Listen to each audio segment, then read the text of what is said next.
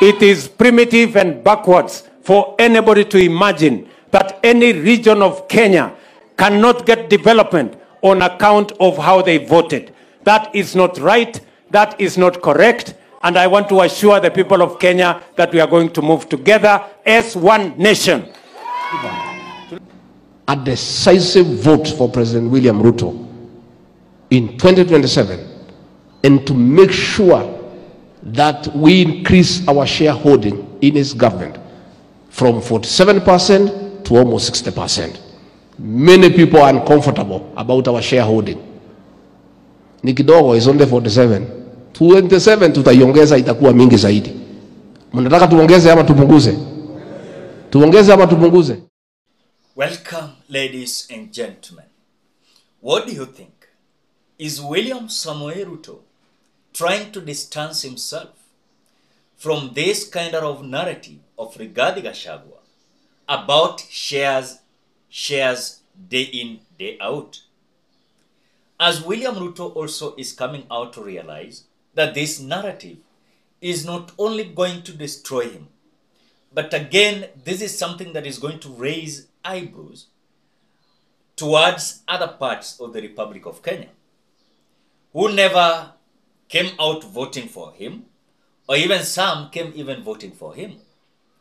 So William Ruto, while touring Nyanza in Siaya County, he came out saying that it is so primitive for a leader to come out to say that we have shares in this government more than any people across the Republic of Kenya, because they are the one who came out voting him and making him to be the president of the Republic of Kenya. Rigathi Gachagua never came also coming out to hesitate to answer William Samoei Ruto. And in fact, for the first time, Rigathi Gachagua is coming out to reveal that Mount Kenya region came out giving William Ruto 47% votes. And his intention is to ensure that in the next general election of 2027, they're going to add more from 47% to 60% votes. So this narrative of Rigathi Gachagua is not coming out to, or rather to leave it, but he is continuing to say it day in, day out. Something that I have also realized with Rigathi Gachagua is a man that cannot even convene a certain meeting apart from Mount Kenya region. Even despite of that, even having his own meeting in Mount Kenya region is a very kind of difficult situation. How will Rigathi Gachagua come out to organize his own meeting in Western region? You saw the kind of tactics that William Ruto had during the regime of Uhuru Muigai Kenyatta. William Ruto was having that ability to have his meetings all over the country. William Ruto could have even be able to have his meetings in Mount Kenya region, Ukambani region, Coastal region. Though Nyanza was hostile, but at least he also tried Western region. And when look, that time, while William Ruto was the deputy president, he understood whatever he wanted by that time. But now, when look at Rigathi Gachagua, is so based on shares that Mount Kenya region gave William Samoei Ruto. And he's coming out even so bold and telling William Ruto that, look, Mount Kenya region will give you 47%. And this 47% was after I had been appointed or elected to be the running mate of you.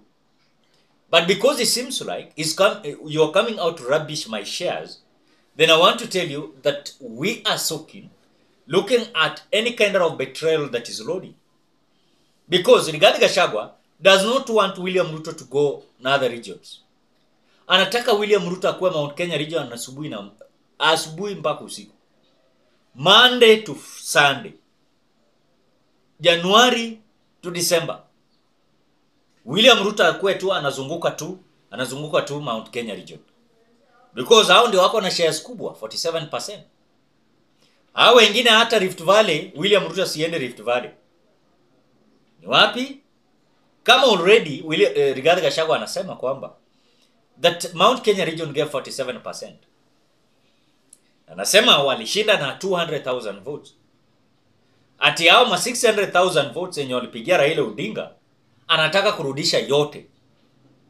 How will Rigathi Gachagua manage to do that? At the same time, he had already scared everyone about his kind of leadership. This is something that I will repeat now and then, because Rigathi Gachagua cannot manage to unite Mount Kenya region. When look at even some individuals who are coming out so little. Look at Maina Njenga yesterday at Kenol Stadium, Murang'a County, at men's conference in Mount Kenya region. You saw whatever Maina Njenga was capable of. He was so warm welcome, and the storm that he had was showing a kind of a man that is having something behind the scene. And when you compare Maina Njenga and Rigathi Gachagua, you will realize that Rigathi Gachagua is not having strength. I'm telling you the truth. Rigathi Gachagua does not have strength in Mount Kenya region. Na nilisikia wengine wanasema kwamba William Ruto alipata hizo votes kwa sababu ya Rigathi Gachagua. No, some part of Mount Kenya region walipigia tu William. Wengine walikuja tu wakapigia William Ruto kura because of William Ruto's narrative. This hustler narrative was from William Samoei Ruto, who came out insisting towards Mount Kenya region residents. Rigathi Gachagua never knew that he was going to be the deputy because they were still bargaining who was going to be the deputy. In other words, let me say that the message of William Samoei Ruto and the message of Rigathi Gachagua is a clear indication that these people are brushing shoulders. There is a kind of pull and push in between William Ruto's camp and Rigathi Gachagua's camp. Because many a time, some members of parliament have come out even to say that we should stop this issue of shares. It's not giving us additional support across the Republic of Kenya. And some people might see it like these members of parliament, they are the only who are tired about these shares, but also William Ruto. You saw him in Nyanza saying this. It is primitive and backwards for anybody to imagine that any region of Kenya cannot get development on account of how they voted. That is not right. That is not correct. And I want to assure the people of Kenya that we are going to move together as one nation. After saying that, Rigathi Gachagua came out also responding. And his response also connected with what William Ruto said. And Rigathi Gachagua came out defending himself that, look, my intention here is just to unite Mount Kenya region, to rally behind William Samoei Ruto, nothing else. It means Rigathi Gachagua's intention is not about to work for Kenyans. His intention is to unite Mount Kenya region for the next general election. In fact, Rigathi Gachagua he has started campaigning for 2027. That is whatever we are seeing today. And Rigathi Gachagua is a man of himself. You know, even Mount Kenya region are coming out to realize that what kind of leader we are having. And this is whatever Rigathi Gachagua came out answering William Samoei. A decisive vote for President William Ruto in 2027, and to make sure that we increase our shareholding in his government from 47% to almost 60%. Many people are uncomfortable about our shareholding. Ni kidogo, is only 47. 27 tutaiongeza, itakuwa mingi zaidi. Mnataka tuongeze ama tupunguze? Tuongeze ama tupunguze? I think upon the realization of Rigathi Gachagua that things are out of hands, I think he must come out too to realize that William Ruto is so bored with the kind of tactics and narratives he's trying to sell in Mount Kenya region. So the relationship politically in between William Ruto and Rigathi Gachagua is not having kind of impact so now. For now, let me say for now, it is not showing us an impact that these people are going to work forever and ever. And remember, in politics, also is a game of mind game. And William Ruto understands that even if Rigathi Gachagua will come out starting blowing up, I have an alternative. And the alternative is that he might come out ending up having someone else as his running mate in 2027 and still have the impact without Rigathi Gachagua. Rigathi Gachagua does not have so much impact in William Ruto's presidency. I'm telling you the truth. Because when you look at even the William Ruto's narrative in Mount Kenya region, is a reason why some people even come out voting for him. Leave alone Rigathi Gachagua. Rigathi Gachagua is just someone to make noise there. And that is the reason why he's there. And the purpose of Rigathi Gachagua is unknown.